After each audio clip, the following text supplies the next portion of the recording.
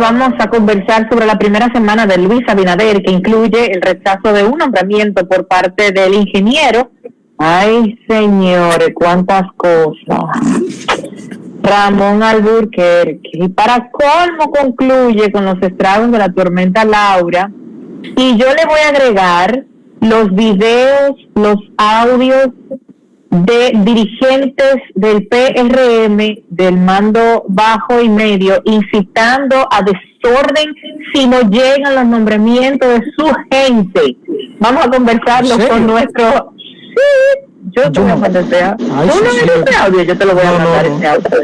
Yo te lo voy a mandar ese audio. ¿Usted sí lo oyó, don Roberto? No, yo no lo he escuchado tampoco. Un audio se lo voy a mandar también. Me llamó la atención que Hipólito saliera a pedir calma a la militancia por el tema de las posiciones. Y decía, bueno, ¿y por qué viene esta reacción de Hipólito?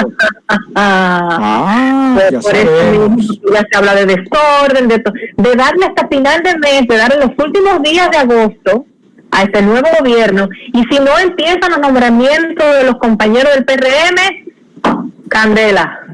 Vamos a hablar de Yuri Rodríguez. Bienvenido, Yuri. Muchísimas gracias, Miralba. Muchísimas gracias, don Roberto, Pinky. Bueno, la situación se torna un poco compleja para la militancia del PRM y su dirigencia, ¿verdad? Pero yo creo que son cosas que se veían que iban a pasar, porque en un tiempo de pandemia es muy difícil realizar cancelaciones masivas, ¿no? Inclusive algunas resoluciones del Ministerio de Administración Pública han dicho de que, o instruyen más bien a los incumbentes a que no cancelen masivamente, precisamente por las condiciones económicas precarias que hay en el país. Bueno, hoy ha sido una aplanadora lo que ha pasado por la autoridad portuaria, por Cultura, por INAPA. Han cancelado 29 subdirectores, 20 y tantos viceministros. O sea, ha sido una cosa tremenda. No obstante, lo que usted dice, que ha habido una política para no hacer cancelaciones masivas, creo que se está respetando un poco la carrera administrativa, ¿no? Y al menos en posiciones clave, la gente que se ha formado, la gente que entró al tren gubernamental en cualquiera de los gobiernos, que incluso ha recibido preparación de superación en maestría, cómo tirarlo a la calle o que lo coja el sector privado, sí fue una inversión que hicimos todos. Yo creo que al menos hasta ahora se están manejando bien, ¿no? Sí, el tema está en que los subdirectores o los viceministros o los subencargados de instituciones centralizadas o descentralizadas, según la ley de función pública, son funcionarios de libre remoción, ¿no? Porque son designados directamente por el Poder Ejecutivo, ¿no? Si hay una persona que ostenta uno de esos cargos, que es de carrera administrativa, se le puede retirar del cargo, pero no de la institución, o más bien no se puede cancelar, ¿no? Entonces, por eso esa aplanadora que hemos visto es normal, porque la ley así lo confiere. Ahora bien, lo que mencionaba Miralba era más bien los cargos medios, los cargos bajos de la militancia, de la gente que sale a buscar los votos, que defiende los votos en las mesas electorales o que lleva a la gente a votar también. No, a eso es que nos referimos. Le dimos el caso de don Ramón Alburquerque, que fue inclusive el presidente del Senado de la República, diciendo que se había llegado a un acuerdo y que no se le cumplió. A mí me parece... ¿Qué le habían prometido a Alburquerque? ¿Usted sabe? No sé, no tengo conocimiento. Orejita, Yuri, tú sabes todo. No tiene conocimiento. No tengo conocimiento, pero sí creo que la política no debe de verse así, como una serie de acordar puestos para poder hacer un trabajo, porque se supone que se hace en pro de la ciudadanía. Sin embargo, quien conoce la práctica o la parte pragmática de la política, sabe que usted hace un trabajo y llega a acuerdo. Y cuando usted llega a acuerdo, lo que espera es que se le cumpla ese acuerdo. Entonces entiendo que esa fue la situación que se dio ahí, y lo que generó la atención del público o de la sociedad, porque ese descontento lo mostró en su cuenta de Twitter. Y ya bueno, eso se viralizó, y entonces se genera ya muchísimas interpretaciones y muchísimo morbo en ese sentido. Ahora, eso de publicarlo en la cuenta de Twitter es realmente una presión fuerte a Luis Abinader, presión que no le ha hecho ni siquiera la oposición, ¿no? Ni siquiera el PLD ahora le ha hecho eso a Luis Abinader, que lo haga sobre todo un alto dirigente del Partido Revolucionario Moderno como don Ramón Alburquerque. Me parece que es un poquito complicado, y por eso quizás muchos se dejan llevar, y era lo que comentaba Miralba, que hay audios y todo de convocando a protestas si no lo nombran.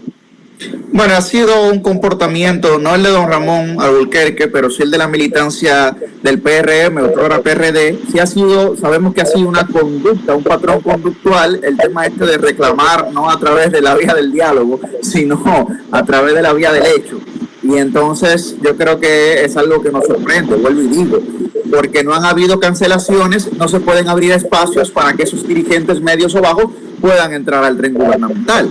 En el caso de don Ramón Alburquerque, precisamente ha generado una presión en un momento difícil para Luis Abinader, porque apenas con una semana de haber entrado oficialmente al gobierno, pues lo recibe esta tormenta que algunos dicen que encima de nosotros se convirtió en ciclón, huracán. Entonces, la situación es muy compleja, hay muchas cabezas, pocos sombreros y todo el mundo necesita argumentos. Sí, pero yo creo que hay algo que queda muy, muy feo y es algo que no han podido, creo, no, ustedes me corregirán, que no han podido solucionarlo ni cuando eran PRD ni cuando eran nada, que es el tema del complejo cangrejo, ¿no? De que cuando están empezando a sacar la cabeza hay alguien que empieza a jalar como para abajo, o sea, cosas que no se tienen que dilucidar a nivel público, cosas que si se dilucidan a nivel público lo que hacen es que perjudican de alguna manera, porque le estás dando carne de comer a los lobos o a la oposición para que entonces empiecen a surgir todo este tipo de cosas. Creo que ese es uno de los defectos que tenía el PRD en su momento, que no había manera como de controlar esa sed de protagonismo. No sé ni siquiera si es protagonismo o no, pero también lo veo en muchísimos ministros, ¿no? O sea, como que no es que haya demasiado acceso, porque el acceso a la prensa y a los medios de comunicación no es malo. Lo que sí hay que tener una coordinación de lo que debemos decir y de lo que no debemos decir, porque si lo decimos quizá perjudique a un proyecto mayor, ¿no? En este caso, pues creo que las declaraciones de don Rafael van un poquito por ahí, ¿no? De don Rafael, no, de don Ramón. Sí, lo que pasa es también, Pinky, que el tema está en lo siguiente. Cuando Abinader llega al gobierno, y lo he dicho yo en otros espacios, la principal meta para mí que él debe de generar es cohesión, tanto cohesión social como cohesión gubernamental como cohesión partidaria. Y por lo visto no ha ocurrido. Entonces, ¿por qué hay como una carrera de popularidad, por así decirlo, con lo que ocurrió ayer en las redes sociales y en los medios? Se vuelve a manifestar, esa es la realidad. Claro, porque hay mucha gente ahí también que tiene muchos proyectos personales que pone o coloca por encima del proyecto presidencial o gubernamental que pueda tener Luis Abinader. O por lo menos eso es lo que se refleja, ¿no?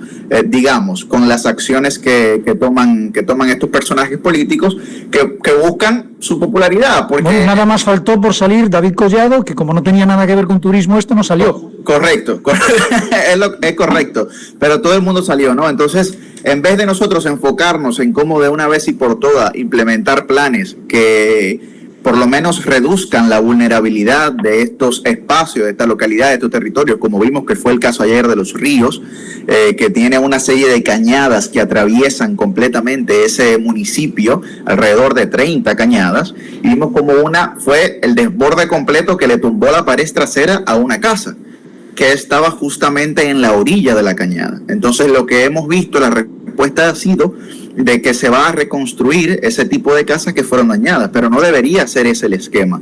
Deberían buscar otro esquema que aleje a esas personas, como por ejemplo la Nueva Barquita, la ciudad Juan Bosch, que fue sacando personas de las riberas de los ríos o de las cañadas para darle una vivienda digna, pero también para limitar esa vulnerabilidad que se genera inmediatamente cuando tenemos términos atmosféricos como lo que ocurrió ayer con la tormenta Laura.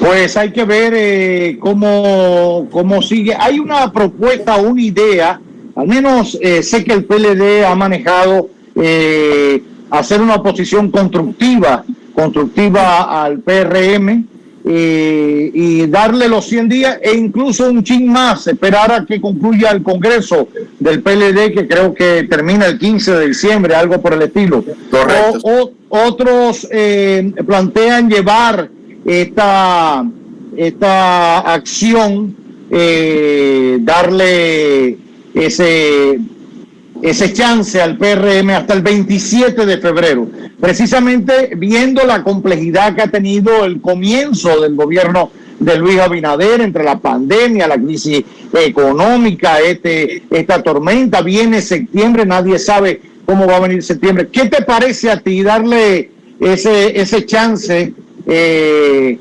hasta el 27 de febrero al PRM en el gobierno?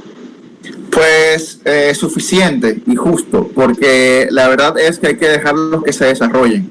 Además, bueno, yo veo a ustedes, los PLDistas, tan complacientes con el PRM, tan suave, tan light, tan podal. Qué bien, qué bonito. Lo que pasa es, don Roberto, que hasta que le pisen un callo y digan, fulano va preso, ahí es cuando empieza la cosa.